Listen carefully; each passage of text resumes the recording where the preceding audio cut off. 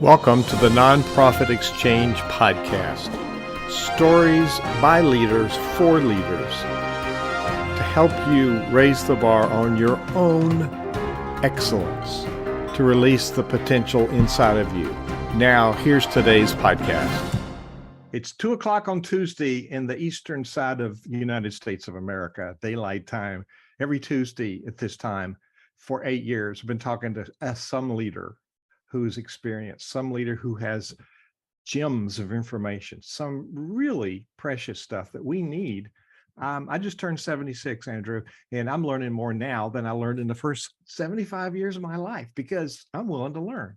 So come to this session today. The next half hour will be really important in your life. We'll reveal some important things to you. So I'm going to let him introduce the topic because it's behind him on the book, but Andrew Bryant is coming into us today from Portugal. Andrew, tell people a little bit about yourself and why you're doing this work that you're doing. Okay, well, I'm coming to you from Portugal, but I'm not Portuguese. I'm British by birth. I'm Australian by passport. I'm managing director of a Singapore company, and I'm Brazilian by wife. So I am a global citizen.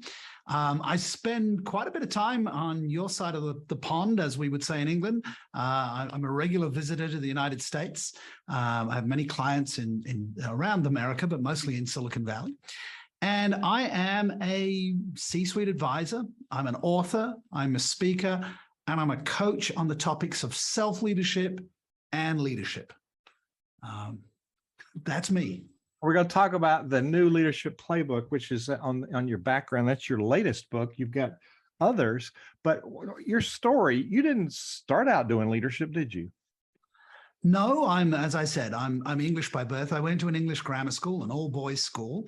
And just before my A-levels, the exams before university, the school in its wisdom decided to merge my boys' grammar school with the girls' high school. And I will leave it to your listeners to imagine why or how I became distracted, but I didn't get the grades that I should have done to do medicine, which is what my purpose was at that time. I thought I would look really cool in a mask. Little did I know that the last 2 years I'd be wearing one nonstop. But I didn't make it into medicine. But I got good enough grades to get into physiotherapy, which you would perhaps call physical therapy and perhaps chiropractic. So I did a mixture of those two things, and that was my first career for a few years. But like many male physiotherapists, I discovered I was sick of sick people and had much more fun working in the arena of sports. And this is the early 1980s. And if you go back to the early 1980s, I know you're young enough to go back that far. The early 80s was, it was before positive psychology. It was even before sports psychology. But we were curious, and that's an important point for everybody listening here. We were curious about human performance. Why? Just two athletes who do the same amount of training, but they perform differently on the day. And of course, this is mindset, mental attitude, focus, goal setting. All of those things were brand new in the 80s, and I was there at the cutting edge. And I did the pivot from physiotherapy into working in what you'd now call sports psychology.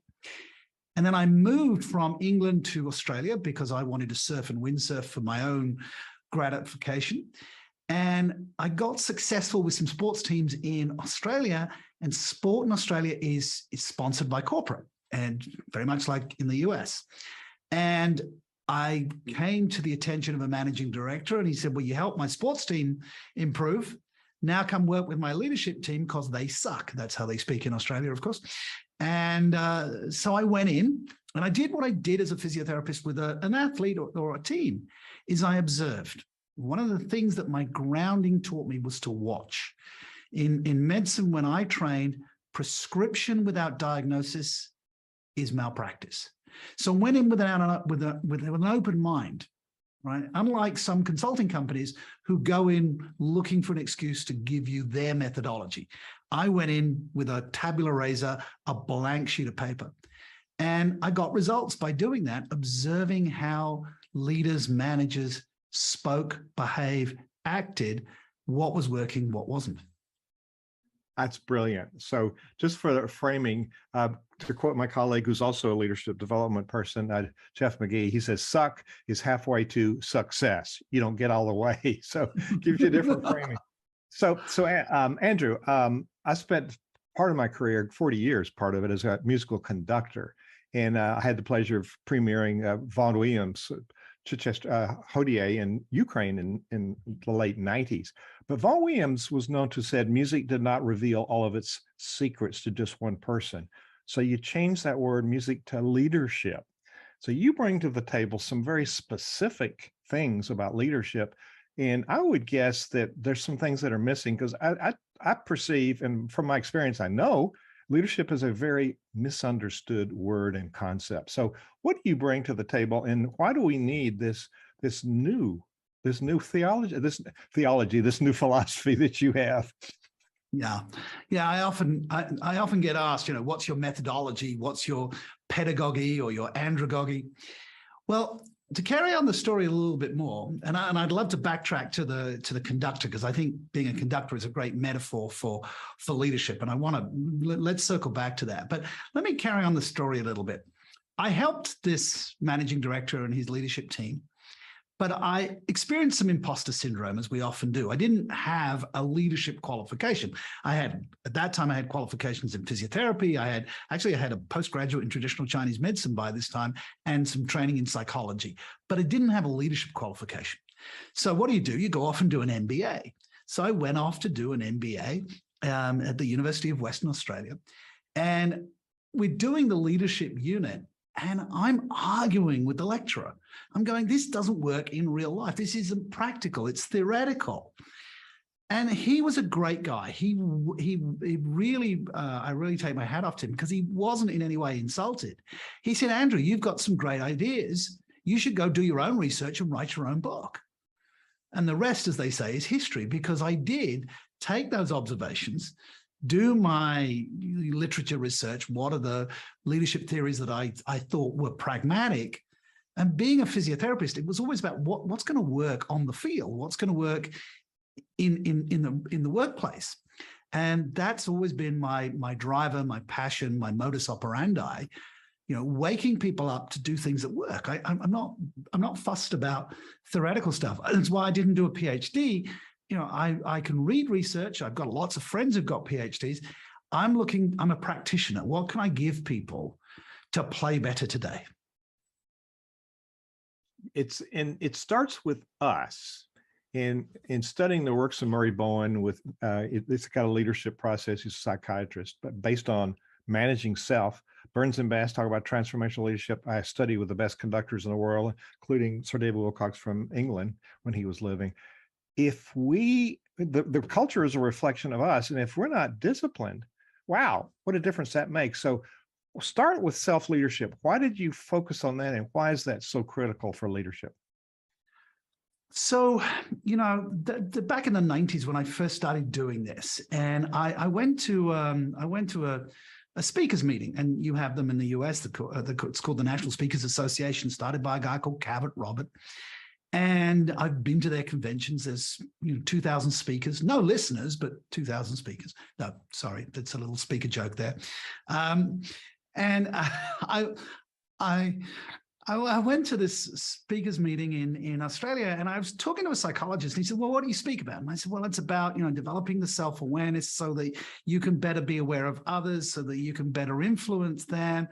And he said, oh, well, you mean self-leadership? And I said, yeah, that's it, self-leadership. And at that point, I thought we had invented the term, and this was 1998, 1999. I can't remember exactly the date.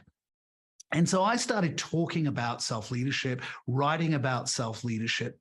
And because the whole concept, you can't lead others unless you first lead yourself. The idea of the aircraft, when the oxygen masks fall from the ceiling, place over your nose and mouth before assisting others. Because there's a clear correlation. And the thing that I noticed when I was starting observing leaders and teams is the correlation between self-awareness and other awareness. If people don't know what's driving, motivating, reacting them, they're terrible at reading anybody else. So that's why I started with the self-leadership piece. And as I started writing blogs and articles, I was contacted by Dr. Anna Kazan. She's from Brazil. Although my wife is from Brazil, Anna and I have never to this date met. We wrote a book back in 2011 using Skype. So this is the first remote work for me. And Anna had done her research in self-management. And so we wrote the book, Self-Leadership, How to Become a More Successful, Efficient, and Effective Leader from the Inside Out, based on looking for that universal theory of self-leadership. As I did the research, I discovered we had not invented the term. The term self-leadership was first used by a guy called Charles Mance in 1987. So I need to, I referenced him in the book. And the concept of self-leadership goes all the way back to Plato or Epictetus or Lao Tzu. Leading others is strength, but leading self is true power. And it's where you gotta live. So here, let's go back to the analogy here. Here's me in front of the orchestra. So people misconceive leadership is you kind of reference this. I want to go back to what you said about influence. So, you got union musicians. People think you're a dictator, but you got a little white stick. You can't. These are union players. They're going to play for 2 hours and leave, but you can influence them. You can't make them do anything. So, how does that fit into your analogy? You wanted to talk about the conductor, so I wanted to take us back there. Okay. Well, you're going to love this. So I speak, I do facilitation, but I do a lot of coaching. And I was working with a guy American who works in one of your very large food franchises that everybody would know, that I can't mention for privacy's sake. And he works across the organization. And he was struggling to get the executive presence and influence at the C-suite. He was one level below the C-suite. And he was touching every part of the organization. And I said, well, what's your narrative about what you do? And he said, well, we're the connective tissue. We hold everything together. And I said, no wonder you're not getting the influence you want, because your metaphor sucks, and because it precedes success, right?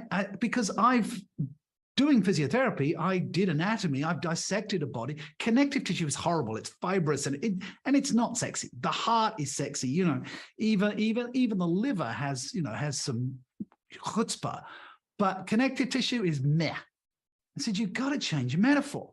What is it that you do? And we played with a few metaphors, nothing worked. I said, go away, come back next time and tell me what it is. And he came back and he said, I'm the conductor. With that, all these parts of the organization work and think that they are doing it themselves. But my job is to work across the organization and get them to work in harmony. If I don't, the food doesn't get delivered to the restaurants, and the quality control doesn't happen, and the IT doesn't do what it needs to do, and therefore accounting can't do what it needs to do. And so I'm a conductor. He changed this narrative. He changed this metaphor. His self-leadership changed. And the CEO, the next week, invited him to run the meeting that brought all the leaders together. And he went from obscurity to leadership by changing his inner narrative. Oh, my word, that's a powerful story. So if you're listening to this, this is Center Vision, Leadership Foundation, Ensemble of Music is Synergy. So I took Synergy. We get that through a common vision as leaders. So Center Vision Leadership Foundation, you're listening to the Nonprofit Exchange. If you just happen by on one of the social media channels, the nonprofitexchange.org. Your first round of conversation was around you can't lead others until you first lead yourself. And let's move to get results. You need a leadership framework. So can you talk about, is that the next place we need to go with this? Yeah, absolutely. Thank you for the segue. So this book, The New Leadership Playbook, my fourth, came about because I was working with a team in Silicon Valley, working with the CEO of the executive leadership team, and the chief people officer came to me and said, look, can you write a book for our managers so we can scale the leadership throughout the organization? But it needs to be really practical. It needs to be management stuff a little less the strategic leadership stuff. And I said, well, I've taught that stuff in the past. Let me look through my material and see what I can put together for you. And I thought, well, I want to put it together in a framework, in a model. And I realized that in every diagnosis that I ever did with a leadership team or a leader is I looked at expectations. Had the leader set clear expectations? And I would tell every leader, whether it's commercial or not-for-profit, that if you're not getting results, go buy a mirror or go look in the mirror, because you probably didn't set the expectations clearly in the first place. Oh, so my that's word. point number Yes. one. Yes. Preach it. Go for it. Right, because am I preaching? Am I now? Right. So the point being is that we have this vision in our head, but our ability to articulate it and get the feedback whether they understood it. I mean, how many leaders have gone in front of a team and given some directions and then said, "Do you understand?" And I ask leaders, when you do this, do they understand? And they say, no, they don't. And I said, actually, they do. They understand what they understand. They don't necessarily understand what you want them to understand. So you've got to create a feedback loop around this. So that's step one. So first part of the formula is clear expectation times what? Times mindset and motivation. If people don't have the buy-in and they don't have an intrinsic motivation to do the work, you will get very substandard results. So, clearly mindset, Simon Sinek did this beautifully with his TED talk, is you've got to start with why. Why is this important to me? That's the small why, my motivation. And why is it important to the organization? That's the big why. So I know why I'm doing it. And so many leaders fail to articulate, I need you to do this because. And what comes after is small I, big I. Here's what's important to you. It'll give you exposure. It'll give you visibility. It'll give you new skills. Here's why it's important to the organization. It will help us reach more people. It'll help us transform more lives. It is. So that's part two. Yes. Go for keep going. So clear expectations times mindset and motivation times right behaviors.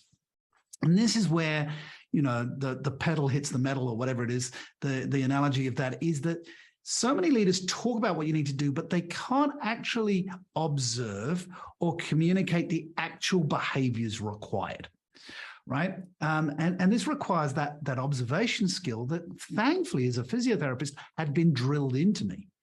What behaviors is the individual doing? So in this book, there are 12 plays, which I would call a conversation, one of which is the feedback conversation. Most leaders fail abysmally to give effective feedback because they cannot say, look, Simon, in the last meeting that we had 2 days ago, right, you raised your voice at your colleague and you cut them off mid-sentence, right? Now you get a visual of that, right? You can hear the person raising the voice and you can imagine them cutting off mid-sentence. That's a specific behavioral observation, right? Most people go, oh, Simon, you need to behave better in meetings. Well, how's Simon going to process that? The brain doesn't know what to do with that. But if you say, hey, Simon, in the last meeting, you raised your voice, you cut off Sarah mid-conversation, what do you think the impact of that is on Sarah's motivation and output? Oh, now you're putting somebody in the driver's seat. They have to take ownership for their own behaviors. And you put them at choice point to adjust their behaviors towards results.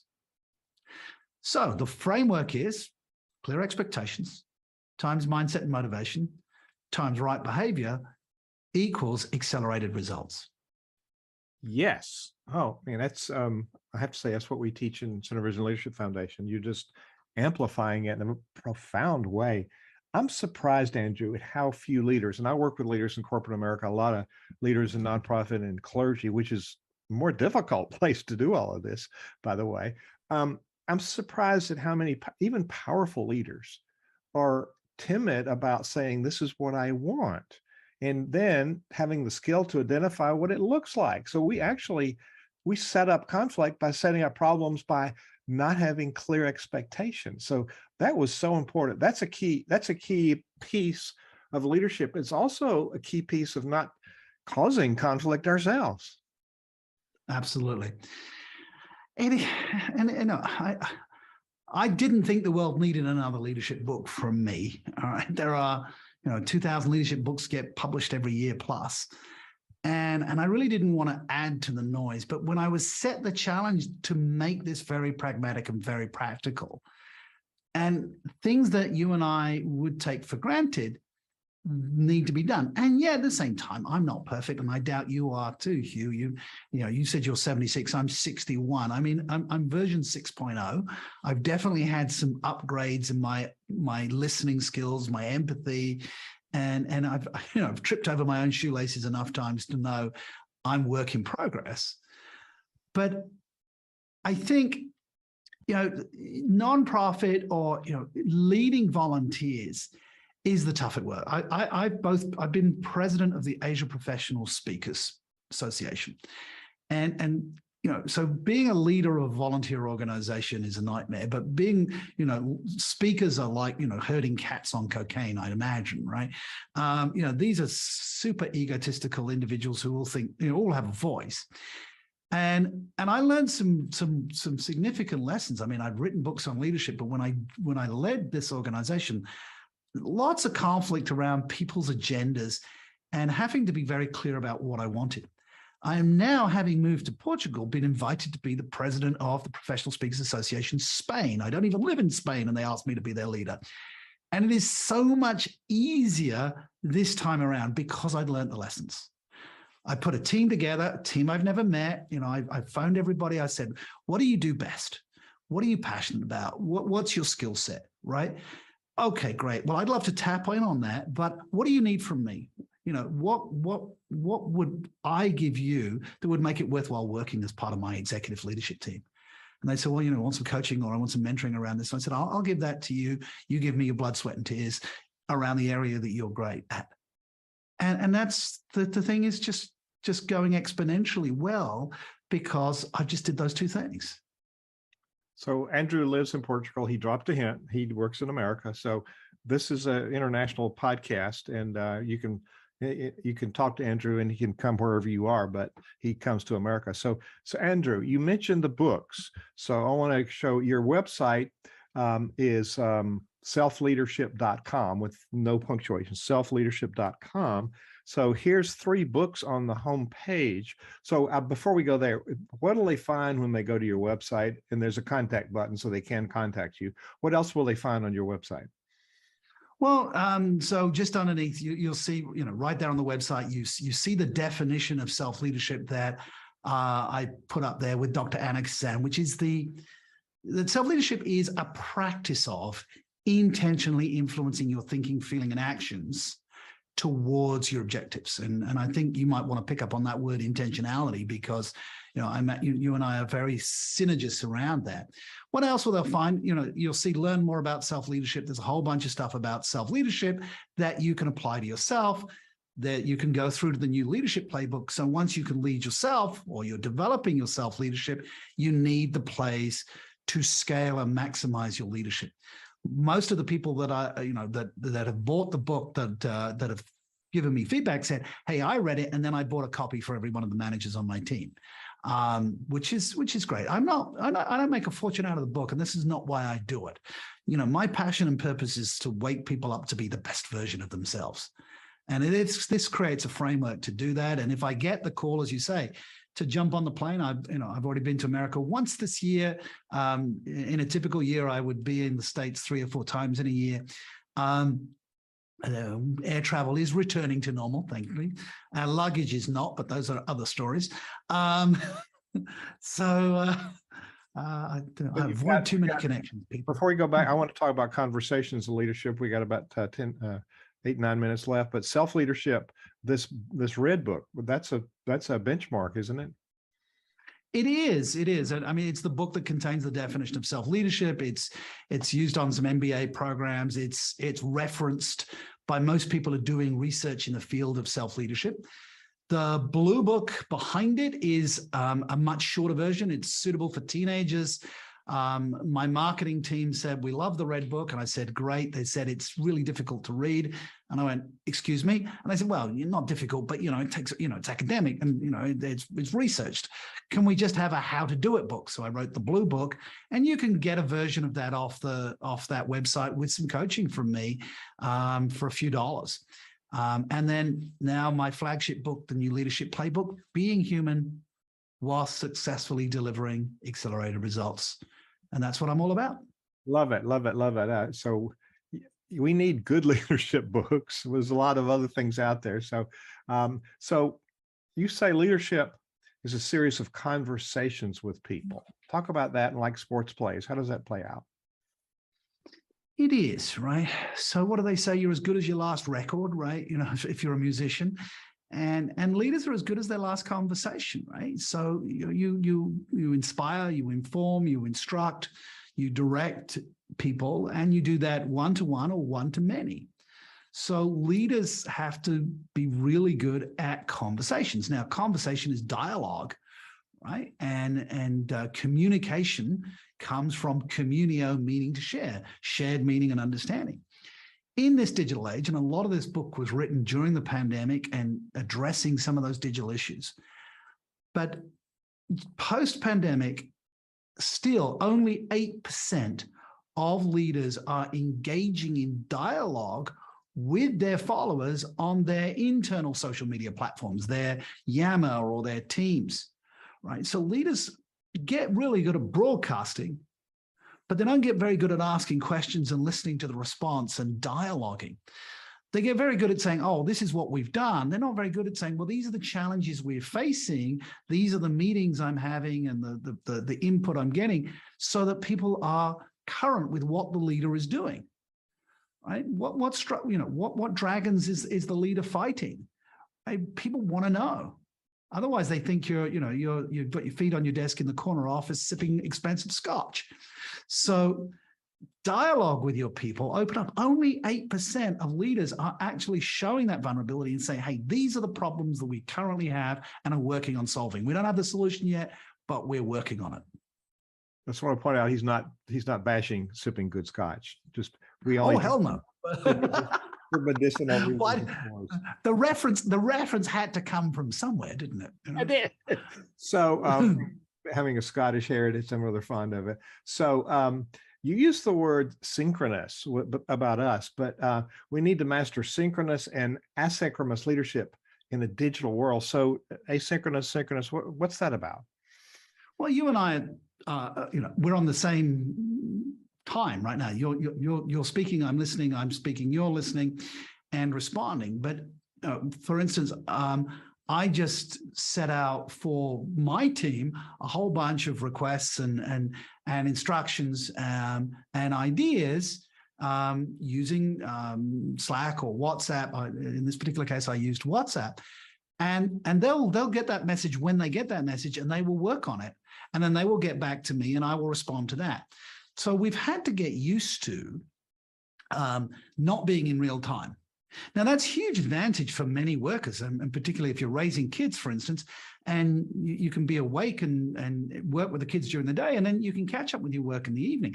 That's what work from home demonstrated was possible. And so people were highly motivated and engaged because they had a higher level of autonomy. Many organizations are saying, oh, engagement is down. And the reason engagement is down is people aren't in the workplace. Let's get them back to the office and engagement will go up. Well, it doesn't. You force people back to the office and many of them leave because they've had a taste of autonomy. And once people have had a taste of autonomy, you can't take it away from them. So getting good at not just broadcasting, but dialoguing and being able to do it, at different time zones, right? Anybody who has a team, outsource their team to the Philippines or India or Estonia, you have to get good at asynchronous communication. And so, you're putting something out there, but you've got to listen and respond to it as it comes back. And that's a new skill for many managers. You didn't talk about this, but in this whole half hour, you've revealed what I define as blind spots. There's lots of blind spots that we all have. And, I teach people that we need a coach. I have two coaches. One of my leadership coaches in her mid 80s. and she busts my chops every time we talk. She asks me questions. I go, oh, so pretty much leaders ask questions that help the leaders that they're working with raise the bar on their understanding and their ownership. And you've said that kids are born with this sense of ownership and responsibility. Somehow we beat it out of them as adults till they go away from that. So there's no excuse, because we're born with that. We're not born necessarily with leadership skills, and the people need somebody like us to help them grow those and be relevant to what they're doing. So Andrew, I'm talking too much here. You have given us a wealth of information. So people can find you at selfleadership.com. There's a contact button. They can get your books, and there's videos on there. This is just a wealth of information. And if you haven't noticed, people, this man's got a fire in his spirit about what he does. And so if you're having a bad day, just book Andrew and he'll get you on track. So Andrew, this has been a very powerful interview for me. I do this for a living. You've been very inspiring to me. So what do you want to leave people with today? A challenge or a thought? What do you want to leave people with as we end this great interview? Okay, so we ended with children, and I do some volunteer work with at-risk and disadvantaged teenagers, teaching them self-esteem and self-confidence and communication skills. But I have children of my own, and during the pandemic, I was separated from my teenage daughter. So to stay connected, we played Minecraft together, the online building game, and I was a noob. I was useless at it, but you go meet people where they're at, and that's where my daughter was at. She loved this game, so we would play and chat. And I said to her, I said, look, I need this armor enchanted. Can you do it for me? And she said, yes, I could, but then you wouldn't learn anything. And I went, OMG, she was 15 at the time. My 15-year-old daughter just self-leadershiped me. And I went, if she can get it, what is the excuse that anybody else has around taking personal responsibility and setting out accountability? And so my challenge to you is, stop blaming, complaining, and playing the victim. Take ownership, accept the reality that whatever your situation you're in, adjust your behaviors and advance towards the success you seek. You just heard great wisdom from Andrew Bryant. Thank you, Andrew, for being our guest today on the Nonprofit Exchange. Absolutely my pleasure, Q. Thanks for having me. Thank you for watching the Nonprofit Exchange.